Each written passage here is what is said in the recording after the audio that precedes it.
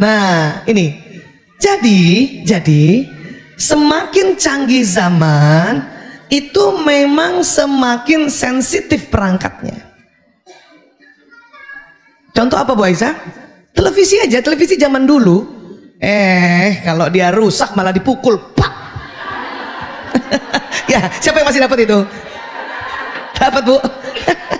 Kalau nggak pukul atas, pukul samping tuh. Iya nggak sih? Malah betul. TV sekarang mana boleh dipukul, tambah kacau dia.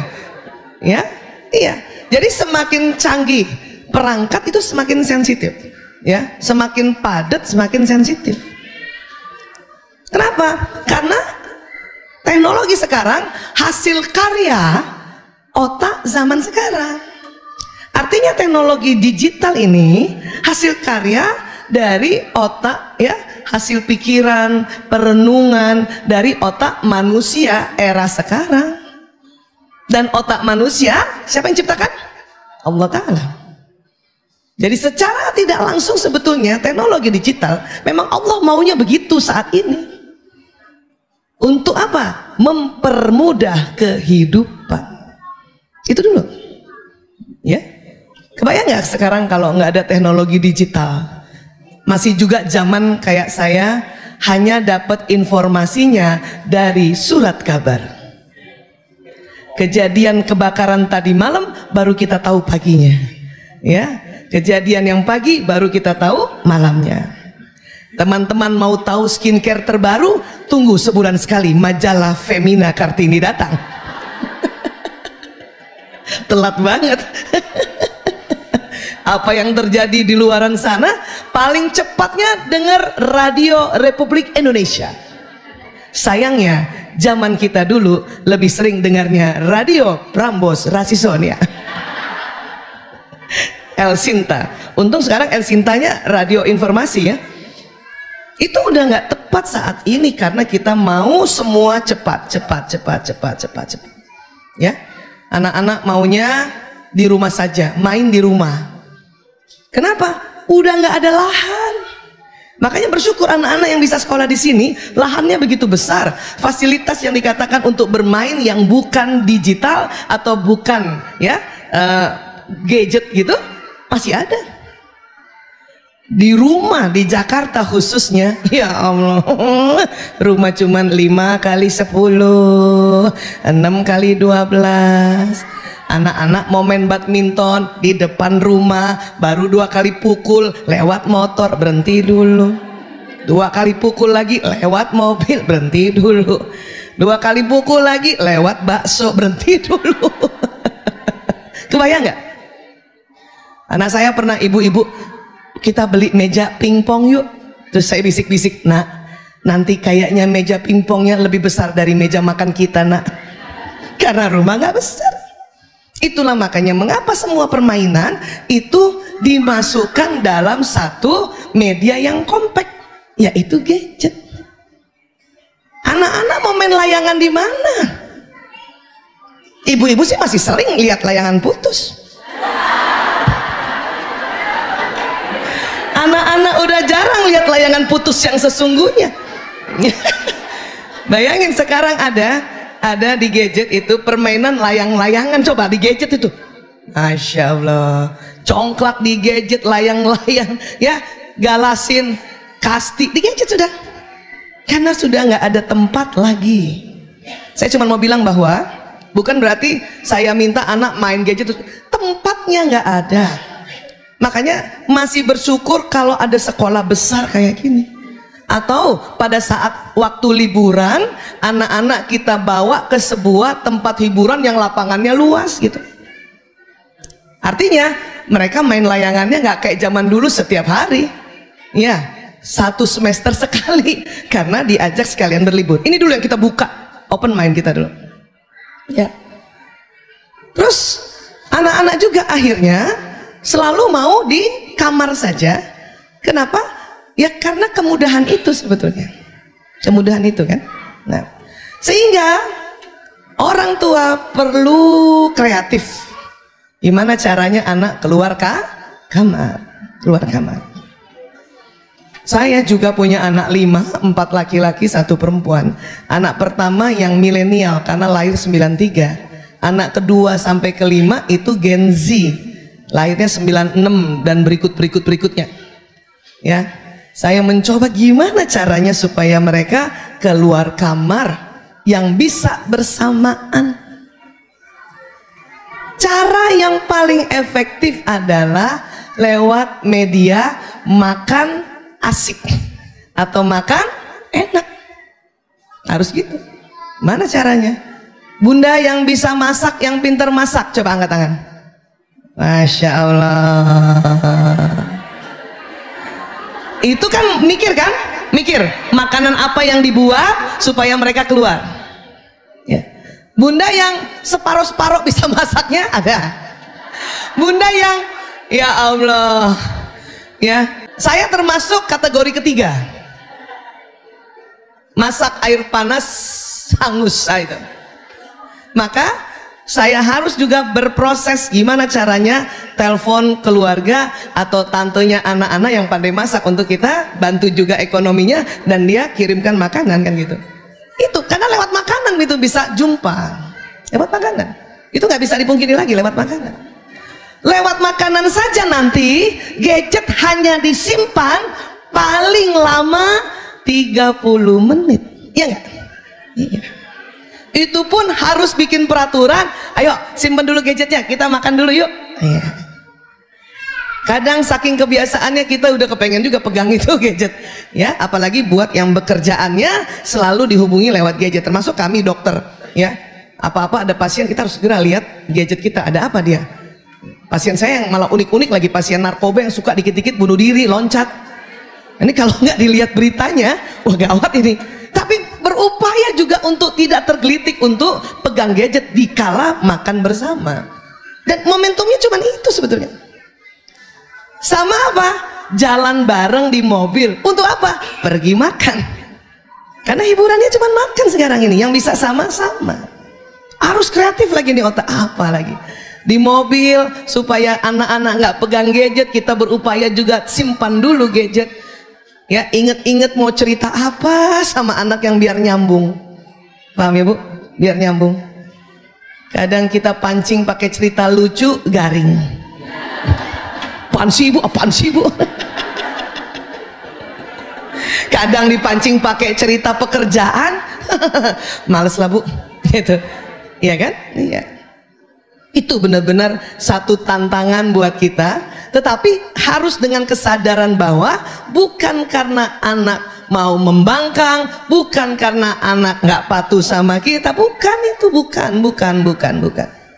Semata-mata karena eranya, semata-mata karena kondisi lifestyle dunia, semata-mata karena ya kita berada di yang disebut zaman now, zaman yang harus semua serba cepat, serba mudah. Itu dulu disetting di otak. Karena di antara kita masih banyak merasa anak sekarang ngeselin banget, membangkang. Terus kata anak-anak apa? Aku kan nggak tahu mau dilahir sekarang Bunda. Iya kan? Maka stop memberi label negatif, karena itu akan masuk di otak. Dia terjadi sambungan di otak nih. Merekam omongan-omongan kita. Kamu nih generasi rebahan ya. Udah gitu ngasih taunya sampai muka gitu. Otak ya, dia punya sifat nih, nyambungnya cepat. Satu, sesuatu yang lucu itu nyambung cepat. Ya.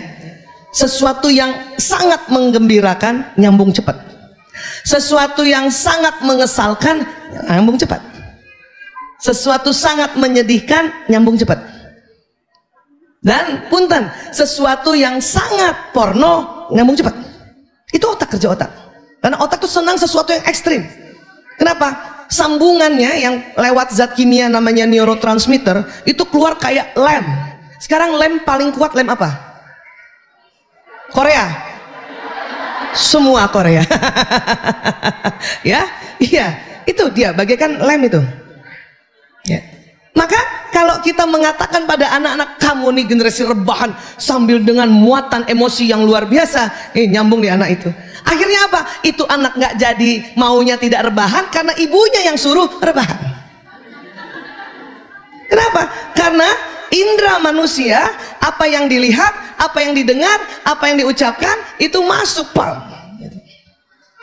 Sama halnya seperti anak lagi main, azan maghrib, sebetulnya dia sudah mau simpan. Memang ibu sudah kasih tahu dari tadi, nak, maghrib nak, siap-siap. Iya bun, sebentar nak. Udah yang ketiga kali ibu-ibu apa kan? Marah kan? Apa omongan ibu-ibu? Main terus, main terus, main terus. Tuh anak udah mau simpen karena ibunya yang bilang main terus, maka otaknya perintahnya main terus. Di antara kebingungan dia, lah ini gimana? Tadi suruh sholat, sekarang suruh main, suruh. Itulah mengapa kalimat-kalimat itu bahaya kalau kita ucapkan dengan muatan emosi yang ekstrim. Masuk, maaf. Dan dia akan pesan itu. Maaf ya, saya gaya orator Bung Karno.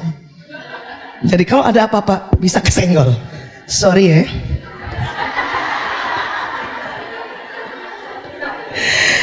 Dari otak ke badan itu ada sistem saraf. Sistem saraf ini kalau dibicarakan, Allahu Akbar, sangat detil, susah, lama. Saya aja ngertinya lama, bertahun-tahun jadi dokter baru ngerti. Oh gitu. Cuman mari kita analogikan sistem saraf ini kayak kabel listrik. Itu tadi. Jadi apa yang ditangkap oleh mata, oleh telinga, oleh badan dari ujung rambut sampai ujung kaki, oleh hidung, oleh pengecapan lidah, apa yang diucapkan, apa yang dikerjakan, itu pesannya jalan ke seluruh tubuh dengan kecepatan 320 km per jam. Sebelumnya tidak ada mobil atau motor yang secepat itu. Baru kemarin saya naik WUS, saya perhatikan, sama dengan kecepatan saraf. WUS itu paling lambatnya 320 km per jam, ya. Paling cepatnya 355 km per jam. Wow, ini dia nih, ini dia yang nyamain nih. Berarti apa? Cepet banget jalannya. Ya. Baik, saya minta sekarang ibu-ibu aja, bapak-bapak dengar aja. Ibu-ibu, angkat tangan kanan, lambaikan pada saya. Kenapa mau? Saya bilang kan, ibu tangkap lewat telinga kan, terus ibu lihat lewat mata kan, cepet kan jalannya? Cepet. Nah itu tadi, cepet banget. Itulah makanya kalau sekarang saya ditanya, gimana Bu Aisyah berkomunikasi dengan anak zaman now? Sebetulnya nggak zaman now, zaman kapan saja. Pertama sekali adalah hati-hati bicara. Supaya hati-hati bicara, maka bikin tenang diri kita. Setiap kita gemes kepengen cepet-cepet anak melakukan apa yang kita minta, ya, itu perhatikan dulu. Kadang omongan kita keliru. Kita sering bicara apa yang kita tidak mau. Jangan jajan sembarangan ya, kan gitu. Itu otak tuh unik juga tuh. Kata jangan ditangkap oleh otak silahkan. Coba itu. Sekali lagi bunda bilang jangan jajan sembarangan. Udah pakai kata jangan, muatan emosi, kutangkap deh. Silakan jajan sembarangan. Gitu ya. Jadi kita sering bicara apa yang kita tidak mau. Sebetulnya ibu maunya apa sih anak-anak kalau ke sekolah? Jajannya di mana? Maunya apa? Makan bekal yang di sekarang. Sekolah sampai jam berapa? Kalau yang bukan boarding ya, full day sampai jam berapa? Ibu bawain makanan untuk sampai jam berapa? Nggak cukup, Bu. Kalau ibu sampai sore itu anak dan sesuai dengan ya keinginan makan anak, nutrisi dan sebagainya, ibu bawakan rantang itu. Dan apakah anak-anak mau bawa rantang?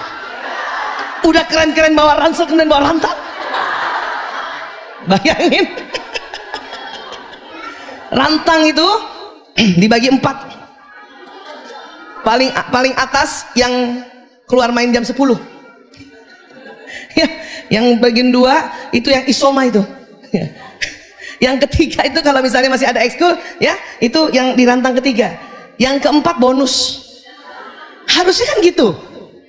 Kalau mereka tidak boleh ada tambahan jajan, misalnya kan gitu. Nggak apa-apa juga. Tapi kalimatnya adalah, nah nanti di sekolah makan makanan yang bunda bawakan. Itu kalimatnya. Nah kita belum apa-apa selalu mau jangan. Paham sampai sini Bu? Maka sebelum ngomong, bikin tenang diri kita. Lalu tanyakan, jadi saya maunya apa? Itu caranya. Saya maunya apa? Ya, kamu nih kalau dibangunin subuh lama banget. Lah ibu ngomong kayak gitu, ibu maunya apa sebetulnya? Paham nggak Bu? Kita sering bicara sesuatu yang kita tidak inginkan, sementara otak memproses dengan cepat, gitu, ya kan? Nah itu tadi supaya tenang, ya, kan kita ikut begini supaya tenang sebetulnya, ya, isi ilmunya supaya tenang. Jadi tidak merasa bahwa aku menyesal melahirkanmu nak. Nggak. Kalau ibu merasa bahwa anak ibu membangkang hanya gara-gara dia pegang gadget terus, gara-gara dia hidup di lain ini, oh, ya, itu namanya depresi. Tapi kan kalau kumpul kayak gini, ibu tahu, ya Allah, bukan anak aku aja yang begitu. Anak ibu ini juga, anak ibu itu, ya. Atau tadi ibu dengarkan pertanyaan, oh, aduh sama, kan gitu ya. Itu pentingnya berkumpul untuk tahu bahwa informasi ini bukan hanya kita saja yang begitu, ya. Bahkan karena kami mengurus adik-adik pasien-pasien narkoba itu untuk menyehatkan kembali keluarga, kami ada namanya family support group. Jadi keluarga datang untuk berkumpul bersama, cerita masing-masing tentang anaknya yang kena narkoba. Awalnya malu, kenapa? Bu Aisyah, saya di sini aja. Kenapa Bu? Ada teman SMA saya di dalam. Kenapa? Nanti dia tahu anak saya kena narkoba. Lah dia anaknya juga kena narkoba Bu. Ngapain malu? Nah, waktu sharing grup itulah, maka serasa bahwa kita itu punya masalah yang sama.